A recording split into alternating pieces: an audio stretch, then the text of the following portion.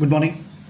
It's another episode of this series what you can speak now, alcohol phenol और उसकी जो acidic strength पर हम बात कर रहे हैं।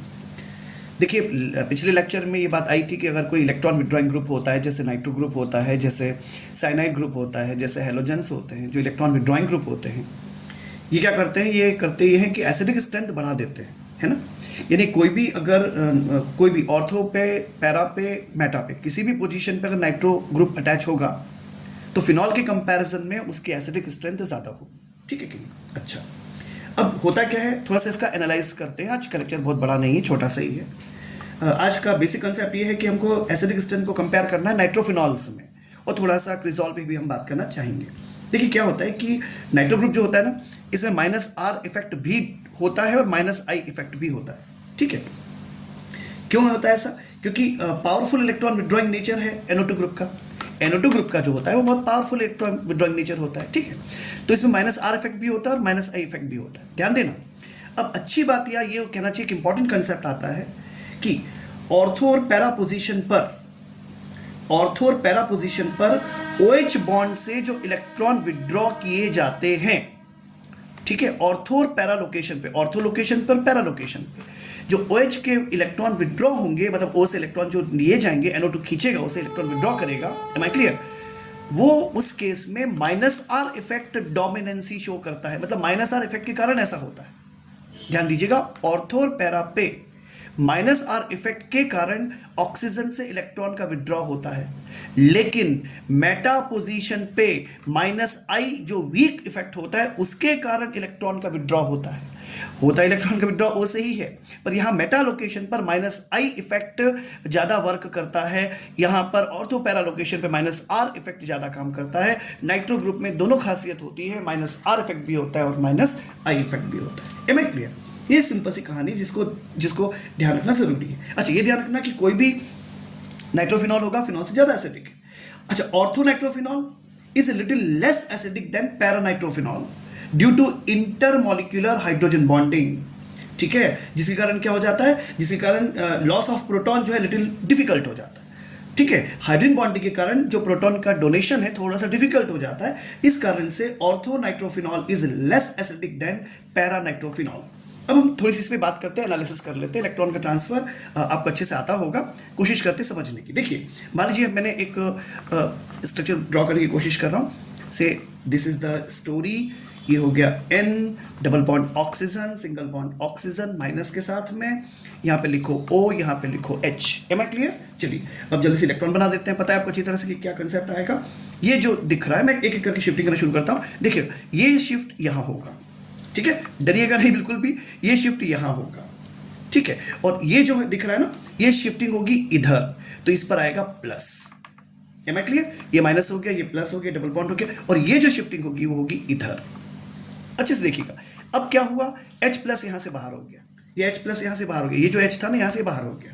ठीक है, क्या बना साथ में? अब देखिएगा ध्यान से, ये यहां आ गया ना, तो ऑक्सीजन लिखेंगे और डबल बॉन्ड आ जाएगा। बिल्कुल सरल है, इजी है। ठीक है, फिर हमने क्या किया, बेंजीन की एक रिंग बना ली साहब। फिर क्या हुआ, देखिएगा ध्यान से, बिल्कुल सिंपल है। ये इलेक्ट्रॉन यहाँ आ गया, अब ये इधर चला गया तो ये यहाँ पे बन गया। Am I clear? ये सिंपल सी कहानी हो गई। सिमिलरली क्या, ये तो एज इट इज है ही है, अब ये इधर आ गया तो यहाँ पे बन गया double bond. Am I clear? बिल्कुल ईजी है। और ये प्लस आएगा यहाँ पर ऑक्सीजन पे माइनस, और इस ऑक्सीजन पे माइनस तो है ये है। Am I clear? तो इस कंडीशन में इस पर भी माइनस और इस पे भी माइनस आ जाएगा। Am I clear? This happens with the paranitrophenol.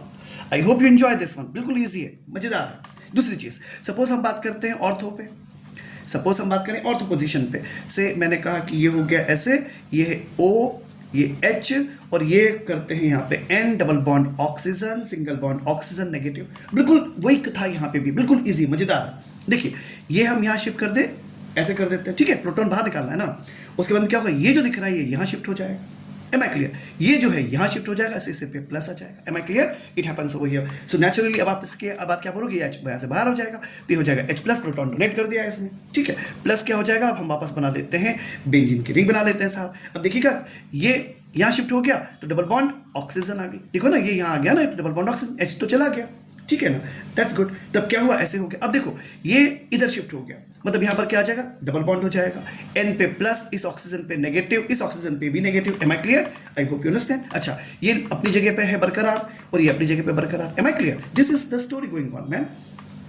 अच्छा, एक बात और हमने स्टेटमेंट डिलीवर कर दिया कि ऑर्थोनाइट्रोफिनॉल जो है लेस एसिडिक होता है क्योंकि इसमें हाइड्रोजन बॉन्डिंग पाई जाती है। लगे हाथ करके ये देखते हैं कि हाइड्रोजन बॉन्डिंग मतलब कैसे शक्ल होगी। आई होप यू अंडरस्टैंड कि कैसे प्रोटॉन डोनेट हो गया, है ना। अच्छा, एच बॉन्डिंग की बात कर लेते हैं ऑर्थोनाइट्रोफिनॉल में। तो क्या करते हैं, बना लेते हैं पहले ऐसे ऐसे ऐसे, यहाँ पे बना लेते हैं O, यहाँ बना लेते हैं H। M I clear? चलिए इस पोजीशन पे बनाते हैं N, यहाँ लिखते हैं डबल बॉन्ड ऑक्सीजन, यहाँ लिखते हैं सिंगल बॉन्ड ऑक्सीजन, इस पर है नेगेटिव। अब आप समझ सकते होंगे डेफिनेटली कि ये हाइड्रोजन और इस ऑक्सीजन के बीच में क्या जनरेट हो जाएगा, this is actually hydrogen bond. और इस हाइड्रोजन बॉन्ड के कारण प्रोटॉन का डिलीवरी मतलब रिलीज होना थोड़ा सा मुश्किल हो जाता है। Am I clear? It happens over here. तो नेचुरली, अच्छा एक और इंपॉर्टेंट बात मैंने आपसे कही कि मेटा नाइट्रोफिनॉल में क्या होता है, minus I effect dominancy show करता है, उसका भी स्ट्रक्चर बनाने की कोशिश करते हैं, है ना। तो देखिएगा ये ऐसे हो गया, ये ऐसे हो गया, ये ऐसे हो गया, ये ऐसे हो गया, ऐसे हो गया, ऐसे हो गया। यहाँ पे लिखते हैं O, यहाँ लिखते हैं H। अब ध्यान से देखिएगा प्लीज, ये है NO2, इसको आप NO2 लिख देंगे काम चलेगा क्योंकि कोई दिक्कत नहीं। अब देखिएगा ध्यान से कि शिफ्टिंग ऐसे है, तो ये ऐसे और ये हो जाएगा ऐसे, ये हो जाएगा ऐसे, ये हो जाएगा ऐसे। This is the minus I effect in the meta location. ये माइनस आई इफेक्ट है meta location. Am I clear? I hope कि यहाँ पे प्रोटॉन का डोनेशन यहाँ पर पे और ये थोड़ा सा डिफिकल्ट क्यों हो रहा है, कौन सी पोजीशन पे, ऑर्थो पोजीशन पे। प्रोटॉन का रिलीज थोड़ा सा डिफिकल्ट है हाइड्रोजन बॉन्ड के कारण, और ये मेटा लोकेशन पे माइनस आई इफेक्ट का रिप्रेजेंटेशन। ठीक है, अब हम जल्दी से कंपेयर कर लेते हैं एसिडिक स्ट्रेंथ के बारे में। ठीक है, देखिए नाइट्रो ग्रुप जितने ज्यादा होंगे ना, नाइट्रो ग्रुप जितने ज्यादा होंगे एसिडिक स्ट्रेंथ उतनी ज्यादा होगी डेफिनेटली। मतलब आप ऐसा बोल सकते हो इलेक्ट्रॉन विड्रॉइंग ग्रुप जितने ज्यादा होंगे ऑर्थो पैरा लोकेशन पे तो ज्यादा एसिडिक नेचर शो करेगा फिनॉल का। यानी अल्टीमेटली हम क्या कह पाएंगे कि जो 246 है, बनाते हैं 246, 2 यानी 2, 4 यानी 4, 6 यानी 6। ठीक है, 246 trinitrophenol is much acidic in comparison to 24, much acidic in comparison to 24। तो ये 2 पोजीशन और ये 4 पोजीशन, ठीक है, and is much acidic in comparison to 4। ठीक है, is much acidic in comparison to 4, मतलब पैरा पोजीशन पे है ना, ये NO2 आ गया। Is much acidic in comparison to 2 ortho location. ठीक है, ये OH और ये हो जाएगा NO2।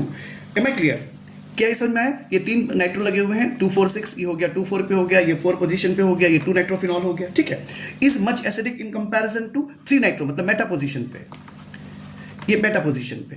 Am I clear? और is much acidic in comparison to phenol. I hope you understand what the logic is. मतलब फिनॉल के कंपैरिजन में कोई भी नाइट्रो ग्रुप लगा होगा तो ज्यादा एसिडिक होगा, पर मेटा सबसे कमजोर होगा, उससे थोड़ा बेहतर होगा ऑर्थो लोकेशन, उससे बेहतर पैरा लोकेशन पे, और फिर 2-2 हो जाएंगे, फिर 3-3 हो जाएंगे। This is the story. I hope you understand nicely. ठीक है, ओके। ये तो पता ही तुमको कि pK की वैल्यू जितनी कम होती है उतना ज्यादा अच्छा एसिड होता है ना, ये तो आप जानते हो। अच्छा, एथेनॉल से जल्दी से कंपेयर कर सकते हैं। ठीक है, इसके एथेनॉल से भी इसको कंपेयर करके देख सकते हैं कि क्या स्टोरी बन सकती है।